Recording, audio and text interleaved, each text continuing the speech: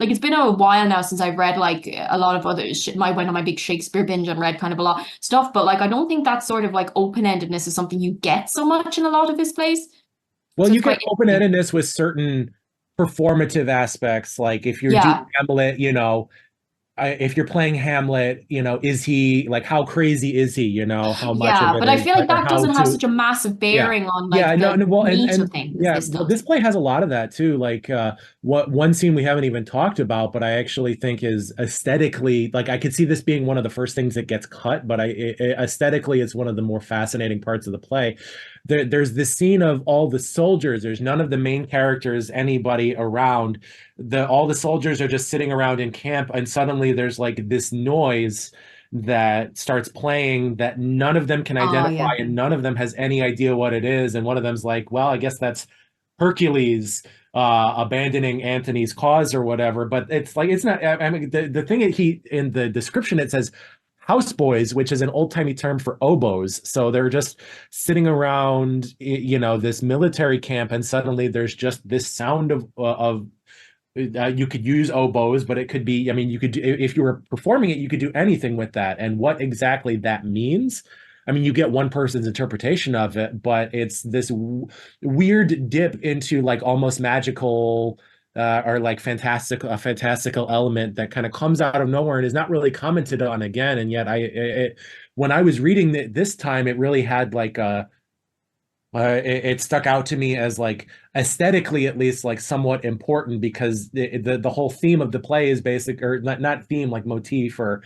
construction or whatever is that you really don't get your bearings and kind of understand what is happening and who is doing what why at a lot of Yeah, it's points like, and and yeah. I feel like that aspect, like that scene is an interesting one as well. And I just think it's that aspect that actually does make it oddly modern because Yeah.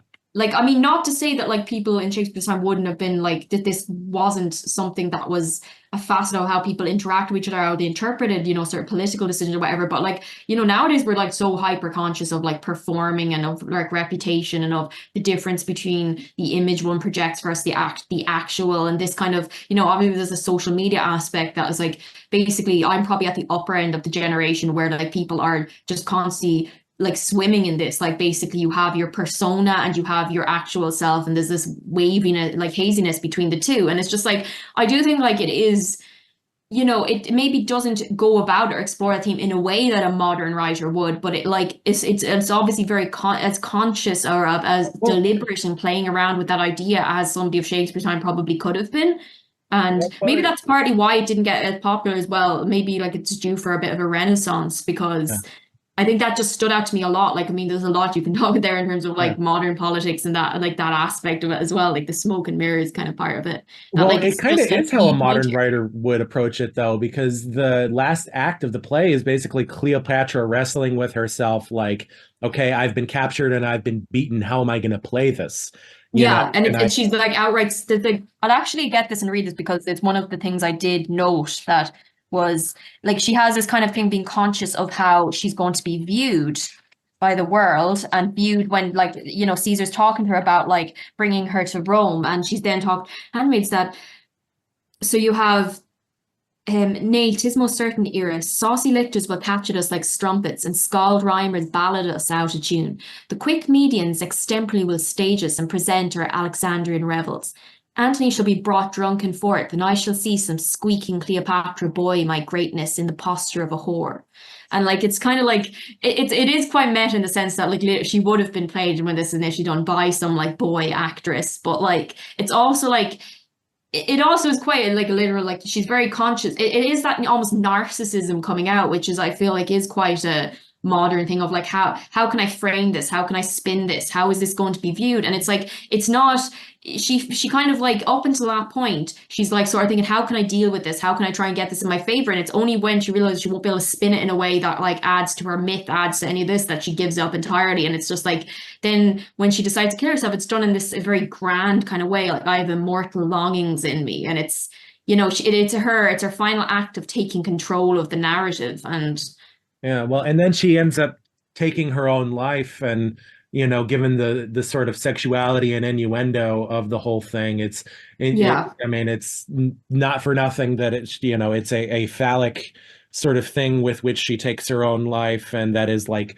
enveloping her on her breast, running down her arm, and also and yet there's also that duality there, though, because I mean, this was a Christian society in which this is being written, and so the snake would be associated with the fall, with with feminine weakness and whatnot, and yet here she is kind of reclaiming it as a way to sort of take this last little bit of her destiny that she has some sort of choice about into her own hands and go out on her own terms instead of being. I mean, you have to imagine, like, just practically speaking, would there be anything more humiliating than being like someone who was great in their own society, and then you're marched in front of these like drunken, like awful Romans, like this horrible, like the fireplace smoke going everywhere, choked city, and like trash in the streets everywhere, like not, that is like a common that's the pretty common motif in the play, which I find, because I mean we have like the ages of the people. So Cleopatra dies at age 39, so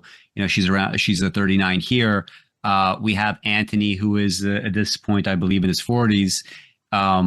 Is he in his 40s, or did he die at 53? Well, it was one of those. The point is, right, he's like well into middle age, and one of the kind of like fascinating aspects is like all characters, Cleopatra as well as Antony, they're both seem to be like very concerned with not only like what they're going to be perceived as publicly, after their deaths, which actually I find it a breath of fresh air, because it seems like when we look at modern politicians, nobody's at all thinking about how are people going to perceive what I did now in the future, when it's like I don't have my accomplices with me, I don't have my flunkies with me, I just have literally history and time leveling everything. Like that's one of the reasons why I was like kind of just shocked how like Trump, like he didn't give a shit about doing anything well. Like he was like in a unique position to, try something, and he did almost nothing. And here they are, they're very concerned about this. And sometimes Antony, like one time he gets angry when he hears about the words of Octavius, and he says something like, I'm angry over the fact that he's so like he's criticizing me or something with or rather he's interpreting me with the way that I am, as opposed to who I was, right? It's almost as if like he's aware that he has these like past glories that he's never going to get back. Later on, there's this.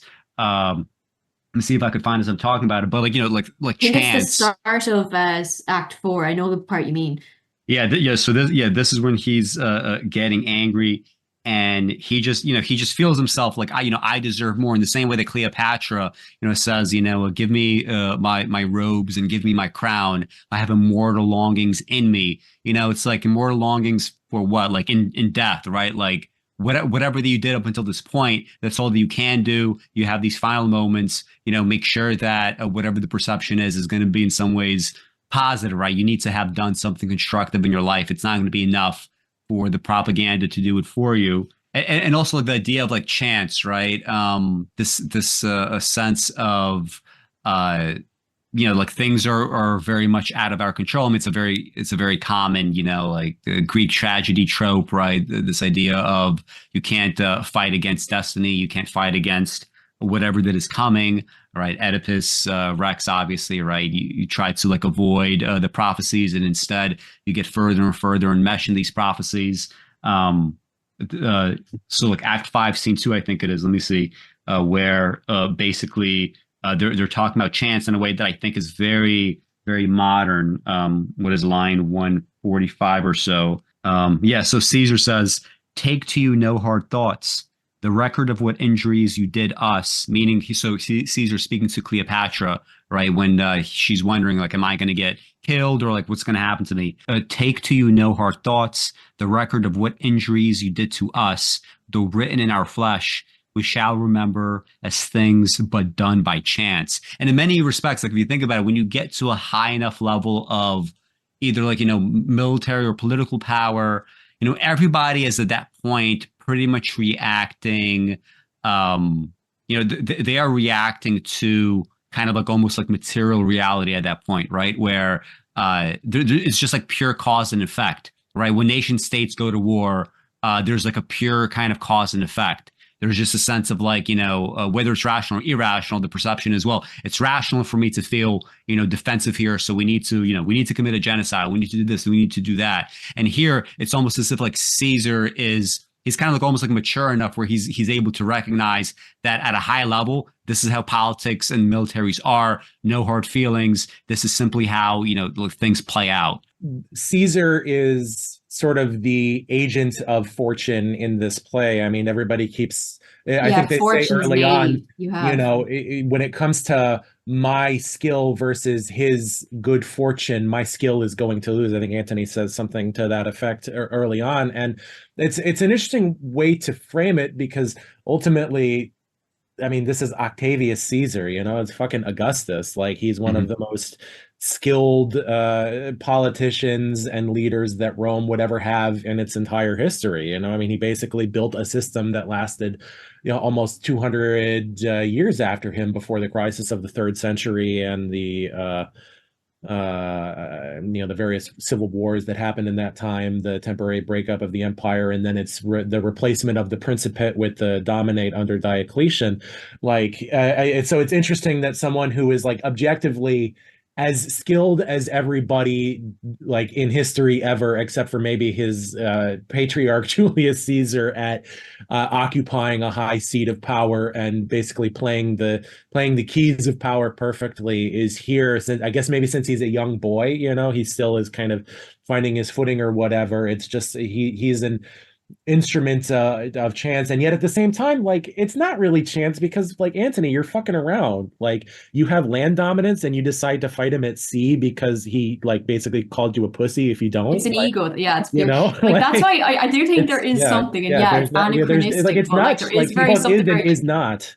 There is something very like midlife crisis-esque about like the whole thing. Like, that's very anachronistic, but like you can't have kind of thinking a bit reading it in the 21st century. Like, I don't know, you do have that like sense kind of, though, more seriously, of like, like, I guess it's just kind of that decadence. It's somebody being overtaken. Somebody's had their like their better days beyond them, and now they're taken. And it's just like, and that's just kind of comes down to fortune and luck and chance and the way of the world, more so, because like it's bound to, like, regardless of the specific talents of Octavius, like there's going to be somebody there to overtake him, because his days are gone. Like, Yeah. Well, and also just it is just interesting how like every character both like is and is not what they say they are. There is just this real ambiguity and ambivalence that basically everybody. I mean, I also just think I agree that in some ways this does feel the most modern of like any Shakespeare play that I can think of, which is not to say that it's the best, but it's sort of like when you watch a Hitchcock movie from like the 70s, where it's like, here's kind of maybe what he would have done if he'd been born a little bit later. And, it's not bad. It's actually quite interesting. It's got, some good parts. I probably... well, it's like reading Shakespeare's sonnets, and I can't think of the numbers off the top of my head, but there's some that like aren't necessarily his best ones, but they do have a weirdly more modern feel to it. I can't, like, unfortunately, I can't think of the number. It's been a while since I've read them, but like, I do think, it's that kind of effect, really. And there's this an Act 5 scene too, like, speaking of all the kind of dreams of the past, dreams of the future. When Cleopatra tells the Dolabella, "No matter, sir, what I have heard or known, you laugh when boys or women tell their dreams. Is it not your trick?" Isn't that such a like modern line, right? Yeah. You laugh when boys or women tell their dreams, and boys and women being put essentially in the same category here. But the irony being, of course, that Antony probably has all these dreams, and if not dreams, then at least fantasies of the past, right? And he would be in that same category, right? Perhaps the only one that might not be in this category is somebody like an Octavius.